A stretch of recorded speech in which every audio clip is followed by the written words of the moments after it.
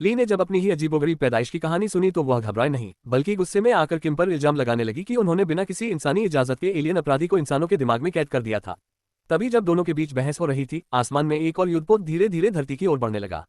उस दौरान पुलिस अफसर, जो खुद एक होस्ट था, उसके दिमाग में छिपे अपराधी ने उसके विचारों और शरीर पर पूरी तरह से नियंत्रण पा लिया था।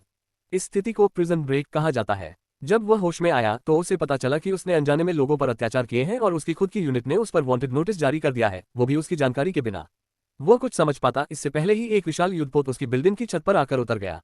मुनशियस को ऐसा महसूस हुआ जैसे कोई उसका नाम पुकार रहा हो। वह आवाज के पीछे गया और कॉरिडोर के अंतिम छोर पर एक रोबोट दिखाई दिया जो अजीब व्यवहार कर रहा था। मुन समझ गया कि वह खतरनाक है और तुरंत वहां से भागने लगा। उसी समय ली और किम भी अपने ऑटोबॉट्स में वहां पहुंचे।